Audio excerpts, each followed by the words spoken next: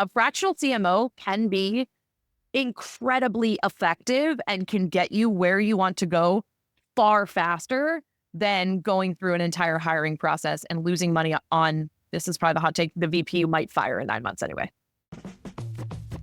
I'm Jonathan Gandalf, and welcome to the Content Cocktail Hour, powered by The Juice. Our mission is to squeeze out the deepest secrets of B2B marketing professionals to help you push your brand to the forefront of the industry. Let's raise the glass.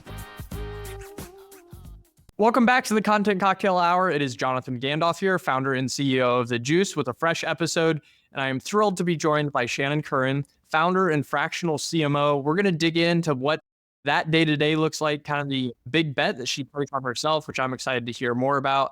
But before we do all of that, Shannon, I'd love for you to introduce yourself, share a little bit about your background and what you're up to, and then we'll dig into the conversation. Thank you for having me. Really appreciate it. So my name is Shannon.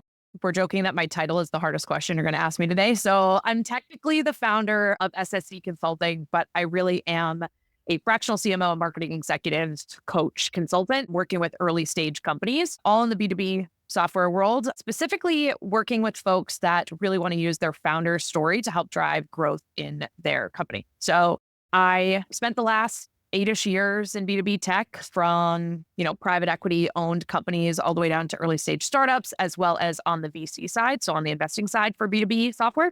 And most recently was a VP of marketing at Series A, and then decided about a little over 6 months ago to go out on my own and kind of start my own consulting business where I work with lots of different early stage companies instead of just one. Love that. I'm a big fan of yours, and kind of, I know you share a lot of what you learn and what you consult on kind of publicly on LinkedIn and elsewhere, and just would encourage everybody to go follow along because you will be smarter for it.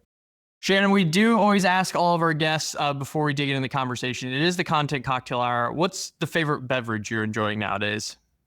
Sure. So I stopped drinking alcohol a month ago, mostly just because it wasn't really serving me anymore. Nothing deeper than that. So I've been very into adaptogenic mocktails. There's lots of these L-theanine, different fizzy mocktails that you can drink. So I have some from Chin that I have been liking. And then also I drink recessed seltzer, which is like a magnesium infused seltzer, which I also really like, or kombucha. So those are kind of the three things that are filling my wine glass these days. I love it. We just had an episode where somebody had mentioned a phony Negroni, and that's something I want to try to figure out now. It's funny, I was just sitting on the couch last night with my wife. I always struggle to fall asleep. Once I fall asleep, I'm fine. But I've been influenced by one of the craft beverage makers on, there's a bunch of them on Instagram. But I'm very close to pulling the trigger. And more of the L-theanine was one of the big ingredients there. I clearly know what I'm talking about. I will say magnesium powder, this makes me sound I'm usually very critical of the wellness industry. So this is very unusual of me to say a supplement is changing my life. But there is it's called Magnesium, and it's by Moon Juice. And I drink it every night. Postpartum, I started to get restless legs and restless arms. And I swear to God, it makes a huge difference. So which is the opposite of what alcohol does, which makes it hard for you to sleep. Yeah. It's really nice to have that instead. And I do put it in a wine glass. Makes me feel fancy. Nice. Very fancy. I love that. That's a little psychological trick there, putting it in the wine glass. Well, cool. Free wellness advice. Let's get to the marketing advice though, Shannon. As we are recording this episode, it is the last day of the calendar Q3. We'll go live with the episode shortly after that. But you've got a unique perspective in what you've started being founder and a fractional CMO, both for your own business and many other businesses. I'm just kind of curious, high level, as we head into Q4 and head into the new year, it's annual planning season, it's crunch time for the end of the year. What are some of the major themes that you're seeing in the work that you're doing? For sure. So number one, I'm seeing more folks plan for 2025 early than I ever saw planning for 2024. So that feels like good news to me because people are looking a little farther into the future than they were last year. I think there was a lot of concern going into Q1 of 2024 about what is the market going to do? Are we going to go into a recession? No one has gotten funding, that kind of stuff. It does feel like we're starting to see more funding announcements right now, which is great. Even more interesting, we're starting to see more funding with less announcements, which I think is really interesting too. So we could get into that maybe if we want to. But I do think there is kind of an influx of energy in B2B tech, which I think is great. I do think we're still going to see a good number of what I've been calling mergers. So not necessarily, a lot of folks have been talking about like acquisition, but it's feeling to me more and more like you're starting to see companies come together where they used to co-sell. Now they might just be one company, which I think you are seeing, which, makes sense as you start to see some of the funding dry up, as you see some folks that are really solving such similar pain points. And if we're thinking about a buyer's experience, buyers really don't want to buy 25 different pieces of software anymore.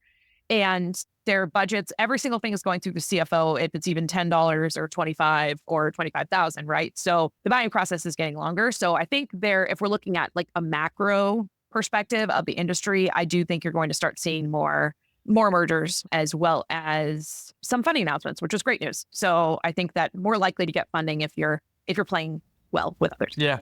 Early this year, I think I mentioned I called it like an aqua merger to our team. Like we're seeing some of that in the marketplace, consolidation, aqua hires, whatever you want to call it. But I think the two that have happened recently, Uberflip and Path Factory, Reveal and Crossbeam, like, buyers used to have to spend a lot of time maybe deciding between those two, and in a process that wasn't efficient for the buyer or the seller, because, one of them, it was obviously a zero-sum game. One of them was going to win, one of them is going to lose. And now all of a sudden that process for both buyer and seller has been consolidated, which is a larger theme in the market as well. I'm curious though, you mentioned the less announcements. Do you think that's just because the rounds are different than they were a couple of years ago, or just people kind of not wanting to puff their chests out a little bit more? Or what do you think is actually causing that?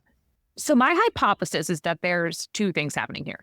One of which being just getting funding is no longer an announcement. So I think you actually might think it would be right now, but I think it's feeling like they want to have it align with either a big product announcement or a big set of hires, right? So either an announcement of a big, great leadership team or big product announcement. So I know of a company, a rev tech company that just raised a big round, really good lead investor too. I was like really impressed.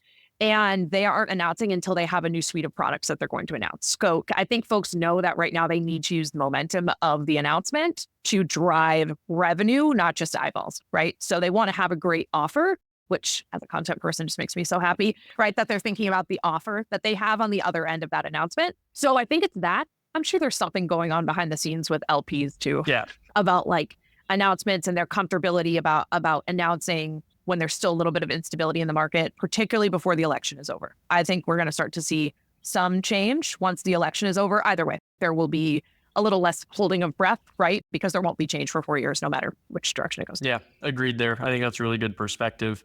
Maybe a little bit of a self-serving question here for yours truly, but in addition to that planning, are you seeing budgets being eased a little bit where it felt like they were being rolled back and very tight in previous years? You mentioned 2024, people like weren't even planning very much. What are you seeing? What has that planning process done to budgets for the following year?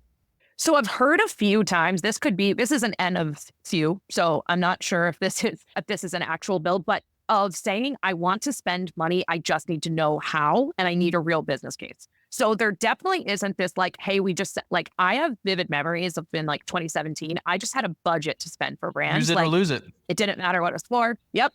And you got to spend it. And it didn't matter how or why. And, and I worked at a $200 million company. It's not like the procurement process should be annoying there, right? Like you would think it would be bad, but it was fine, right? And I'm not seeing that again, but I am seeing a little bit of like, okay, so we know we have to put our foot on the gas here. Like we know we're going to lose if we don't, right? And some folks are starting to see traction again, which is great. I'm hearing a lot of folks saying they're growing, just not as fast. So it sounds a little like 2016 to me, like it's saying like, I'm starting to see some growth, but it's just not happening quickly enough. So we need to know where to dump money to know where the growth levers are. So I'm also starting to see creativity coming back, which is something we haven't seen in the last 3 or so years.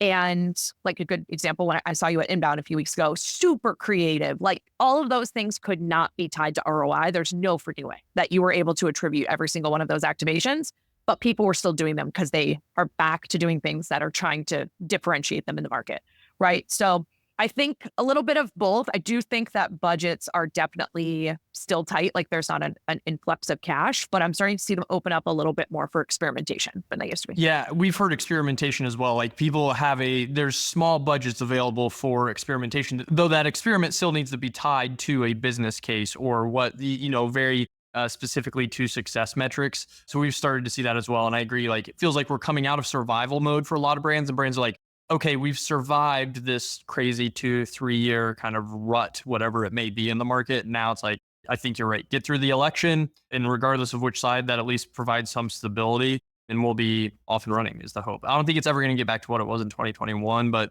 I think we'll see some loose. I think that's okay. Yeah. Okay, let's get a little bit more tactical now. I really appreciate that perspective, kind of broadly speaking. But you mentioned you help founder storytelling, and I'm curious, that like founder brand, founder storytelling, even like influencer creator brand storytelling has become very popular within companies. And I think people want to buy from people as opposed to brands. I think everybody's in agreement there, but is that a balance with corporate brand, or how do you actually balance the two of founder storytelling? Does that just become the corporate brand, or is it a balance between the two? And how do you guide somebody through that process? Yeah, excellent question. So I do think they are separate, right? So I think your corporate brand is, your company should still have its own look and feel. It should have its own mission and vision. It should have all of these things, right? The way that I think about your founder's brand is it's like the initial spark that built the corporate brand, right? They are the first thoughts, like the way that it was created. And then they are the one that obviously shepherds it through, which is why I really love working with founders and not just execs, right? People always ask me, they're like, well, can you do this for the whole leadership team? And it's like, I totally can. And I think that we should at some point. But if your founder can't do this, like we have a bigger issue, right? And I think that my potential hot take, I'm not sure if this is even a hot take anymore, but it was when I first started talking about it, is that I don't mean, when I say founder brand, I don't mean a LinkedIn program. And I don't mean a super charismatic founder that's really loud and like going to be out there and is like speaking on stages. That's not necessarily what I mean. What I mean is taking the essence of why your founder is so obsessed with solving a certain problem for a certain group of people, and taking that, building that into a platform, and then distributing that on the channels in which those prospects and customers live. So to be really tactical, an example, say you start a developer tools company, right? Like, I don't know, Ngrok doesn't do this, but like if they did do this, right? Maybe they do. And their founder there's like 3 specific things that this founder cares about. There's a reason why they created this product, this company, all these things, and they distribute it on LinkedIn. That would be the worst possible idea like you would ever have, right? You're on Discord, I'm sorry.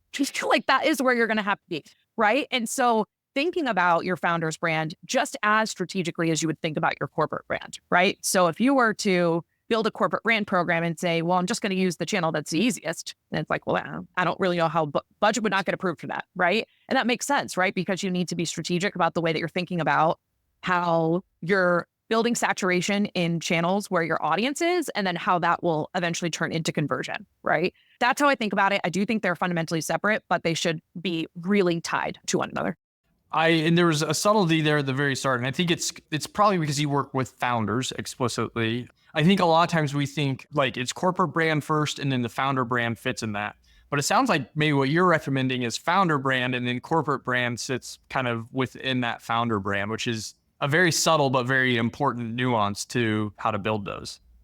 Well, I guess it depends on how the company was created, right? I think I've said this to you before. My favorite founders to work with are the ones that just got really hyper focused on solving a problem for a specific group of people. This is often why I end up in vertical software, because they are like obsessed with a certain community of people they're trying to solve a problem for. Obviously, I've worked in MarTech and RevTech too, but it's less fascination about the technology and more fascination about the problem solving, which I think is a super engaging story, right? That is amazing and wonderful to tell, right? And I think especially early stage, you are in a founder-led sales kind of environment. So typically this is already happening. No one has just bottled it up yet and created a way for folks to distribute it in an effective way, right? And I think we did get some of these programs probably 1 to 2 years, 2 or 3 years ago, especially after Dave Gerhardt came out with his book about like hire just like a young like intern to like interview you and make 1,000 LinkedIn posts. I don't know if it worked for anyone. I hadn't seen it work,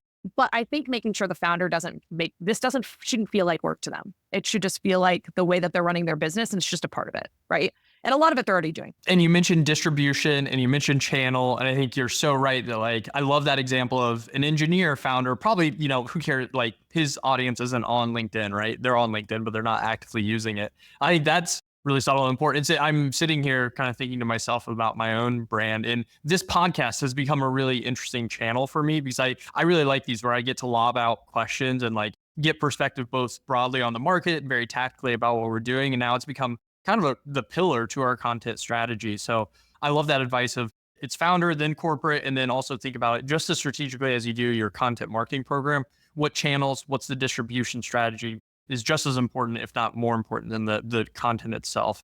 Because that's how we talk about content is like distribution is just as important as creation. Yeah, it's fascinating. And if you think about it, it should also align to the business strategy. So if you are a really high ACV product, so you're a 18-month sales cycle, like $1 million deals, then maybe one of your channels is small, intimate groups, right? Where your founder is making one-to-one relationships, right? And a lot of people would call that ABM. But I think really what you're doing is activating your founder in a way that is building that founder's brand as well as distributing it in the most effective channel, which is like you land 3 of those deals as an early stage company, you're raising another round, right? Like it's huge, right? But if you're a PLG product, totally different, right? Maybe you do start a podcast, maybe you do go on a speaking circuit, you do whatever. It depending on who the founder is, right? That is so good. My wheels are spinning now about some things we have upcoming at the Juice. So really good stuff. Let's go one layer deeper on that. And then I promise I'll dig us out of this hole as well. But how does kind of corporate content marketing strategy versus founder content strategy, again, kind of one and the same, different, or just what does kind of founder story mean to content marketing efforts? That's a great question. It depends on the business, right? If your founder is an SME in your industry, that's one thing. I think their voice should be super loud in your content marketing. If your founder is more of a tech innovator coming into your industry to help solve problems, I do believe you should be focused more on your SMEs for content marketing and have your founder really kind of like rise those voices, right? So maybe your founder is more like a facilitator of those people, because I think also like audiences sniff that out so fast, right? Like I think that's really clear. Like I know I've worked in industries I have a client right now that sells into construction, and their founder historically was in construction. So like totally, we should absolutely be putting that person at the forefront. Whereas I have another company that it works in healthcare, but the founder is actually from tech, but they have like co-founders or healthcare people, right? So I think it really depends. And in terms of content marketing strategy, I do still think as your company gets bigger, you should have a thought leadership platform. Like, what do you stand for? Like, what is the change in the world that you're trying to drive? And that should still be very educational. That should be and then your founder can be someone that gives like commentary to that, right? And gives the importance to that. But I still think there's a huge opportunity to build a really robust content marketing strategy that isn't just behind your founder. Yeah, the previous company I was at prior to the Juice, it was a healthcare analytics platform, very rich, like data-driven content and insights, but nobody on the marketing team, it wasn't even possible for us to be SMEs, right? So, but we were fortunate one of the co-founders was a SME who had come from the space. So we tried to do that, meet with him weekly, bi-weekly, whatever it was, and just kind of gather what's top of mind for him. I think that's great advice. So you've placed a bet on yourself. You've mentioned you've been at high growth tech companies previously, successful companies, and you've jumped into the fractional CMO world and consulting world. Just tell us a little bit about the bet you placed on yourself, and maybe if there are others considering betting on themselves in this way, what advice would you have for them? Yeah, some people would say it's like the hot topic of now, and some people don't know what it is at all. So it depends on who you talk to, which is like the classic tech example of like everyone's doing this and then most of the world doesn't know anything about it, right? So I started to have these thoughts. So number one, I said I would never start my own company ever. And the universe loves to like absolutely punk me every time I say I'm not going to do something. It's like, hey, here you go. And I actually know a few of us that have said this. I think I have a mentor that was previously my boss at OpenView. Her name is Margaret Kelsey. I think you know her too. And she said the same thing before she did it. So when I got into VC, I actually think the thing that was most exciting to me about that role was the advising part. And I loved it, right? Like I loved meeting with heads of marketing of early stage companies, helping them problem solve. The thing I've always loved the most is coaching high performing teams, right? I always joked that like, maybe I didn't need to be in marketing. I could be in any kind of function. I just really like managing and coaching people. And so I found a lot of value in that. Also, the way that my brain works is I'm a very like systems thinker, right? Like I see patterns, I'm able to kind of look at those patterns, make connections. I'm actually not particularly good at going deep on many things. It's just the nature of the way that my brain works. Like I always joked, now I can joke, I'm like not detail oriented. What that is like, I just am not. I see big pictures, I see patterns, I see trends. Like that's typically, and so it makes me a relatively good consultant and coach, right? Like I'm able to take what I learned from one client and apply it to others with also understanding nuance, right? So I decided after being in VC that I wanted to go early stage. And I was like, well, maybe I'll be a VP of marketing for like 5 years and then I can go off and maybe start my own thing when, potentially have a few kids in school, right? So I did get pregnant while I was at my Series A job and had a baby. And while I was out on maternity leave, a ton of change happened in the organization, meaning like the whole team I had built was dismantled. There was just like a lot that had happened. So I came back to a very different job than the one I left. Still really loved the founder, still like really had a good experience there. They were super supportive of me. But a part of me was like, is this the time? Like this kind of feels like potentially the time. My network was really strong at this time, which I think is the number one thing that matters when you're going off on your own, because really you're selling your reputation pretty much at the beginning. So it just felt like the right time for me to do it. I had, a 5-month-old at home that I really didn't want to work till 7 p.m. every night and travel to San Francisco once a month. Like it just didn't feel right, especially when the role had changed so much with me gone. So yeah, I went off on my own. So I work with all early stage B2B tech companies. And I think my biggest thing, if anyone's looking to do this, is number one, the thing that's the hardest is like the mental fortitude of it, right? Like you're going to have a huge influx when you first announce that you're going out on your own. Everyone wants to talk to you. Everyone wants to chat. And everyone I've talked to, their close rate's like 2%, right? At the beginning, because you're trying to find your own product market fit. Like there still really isn't a line item budget for a lot of what we do in tech companies, right? And I think the second thing is you are in sales now, whether you like it or not. So if that's not something you want to do, then like I would think really critically about if this is the right path for you. But I will say I have no regrets, right? Like parts have been really hard. Like I also think there's some seasonality to this job that I haven't quite figured out yet. I think July might be a month I take off. I haven't quite figured it out. So I was like, I feel like I kind of worked a lot and didn't make any money, which is the thing that happens when you work for yourself.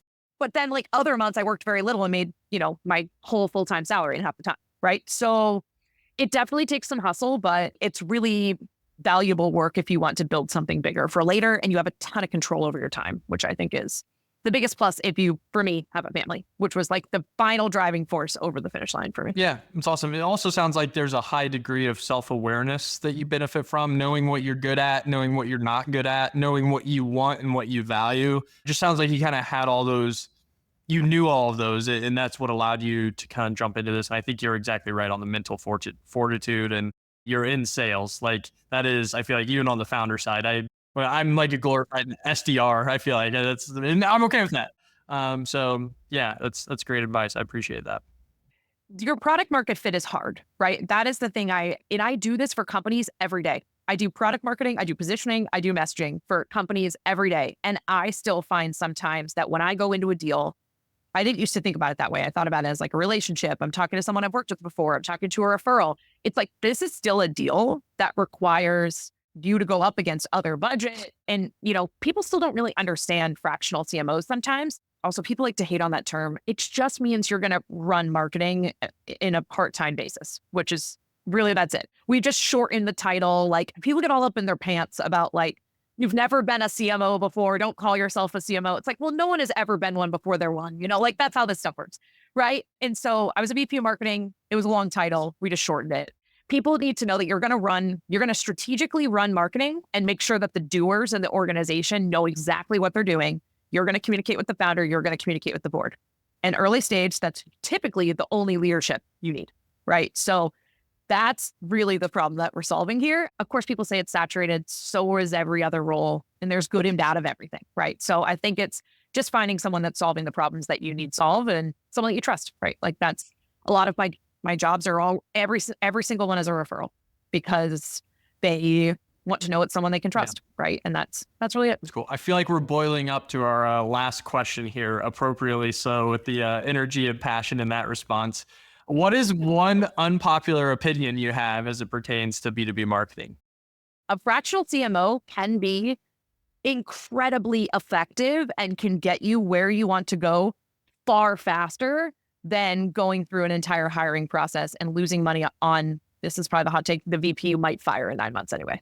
I've watched a lot of that happen, of leadership teams turn and turn and turn, series A and B specifically, and the amount of money that costs is like so great, right? And if you can get someone with a strategic mind that understands your industry, that understands your business model, to be there 15 hours a week, making sure your doers, you need great doers, are like actually executing on the right work, like that is the secret sauce to growth early stage, instead of having someone sitting in, maybe executive meetings for 10 hours a week, 15 hours a week. I think I've watched it be really impactful. So I think that's potentially unpopular, but I don't really know. It depends on who you're talking to. I think it's great advice. I think, they say the CMOs, the shortest average tenure of any of the C-suite positions. I'm sure we've both seen it where, you hire a VP of marketing or a CMO and they've got 2 or 3 people they want to hire and they bring them in and it doesn't go well. And then all of a sudden you've got multiple headcounts that are a challenge or on, that aren't working the way you wanted to. Nothing personal, but it's just not a good fit for the organization. Even if you hire a fractional CMO, even if it doesn't go well, it's so much easier to experiment with and pull out than it is, the organization that often comes with CMO. So I think you're right. It's a great way, especially early stage companies, to move faster and learn faster and likely be successful faster. So I think that's a great unpopular opinion to have. Glad you agree. And also, I only want to work with you if I'm providing value. Some consultants lock people into 12-month contracts or 6-month contracts. I actually don't do that. If every single month we're still providing each other value, let's keep moving. So I kind of operate like an at-will employee. Like, obviously I want you to pay me for the months that I'm working, but I also know early stage companies change and grow and shift. And at one point, my skill set is the right one for you. And if it turns into someone else, I will find that person for you, right? I want to get off your balance sheet. That's the whole point, right? And so I don't want to be a fixed cost, right? Like, I want you to be able to grow. And of course, I'd love to become an advisor maybe, and like make sure you're still doing the right things and feel supported by me. Like, you're not going to have to ramp me forever. Like, let's just make sure I'm providing value. You're providing value to me. You can be a great referral for me. This industry is small. Yeah. So I'm not trying to mess with anyone's success here. Yeah, so. That's so cool. And again, because you've been in the seat, you know what that looks like and how that feels. And I think that's so good. So Shannon, if people do want to learn more from you or about the services you can provide, what's the best way for them to do that? I am very active on LinkedIn. So as I just said, founder brands are not on LinkedIn unless you're me or you, because we sell to that audience, right? Our ICP is right there. So yeah, feel free to follow me on LinkedIn, Shannon Sweeney Curran. Sweeney's my maiden name. And I also have a website for SSC Consulting, but almost everything is on LinkedIn. So you can see everything there. And then, yeah, some cool stuff coming up in terms of the content creation part. And so hope everyone stays tuned to see the cool stuff coming. Love that. Well, everybody, go connect with Shannon on LinkedIn. Shannon, thank you so much for joining us today. To all of our watchers and listeners, thank you for joining another episode of the Content Cocktail Hour. Until next time, same place. Cheers. Thank you for joining the Content Cocktail Hour powered by The Juice. If you want to see more episodes or more resources curated for your role, join us on app.thejuicehq.com. See you next time, same place. Cheers.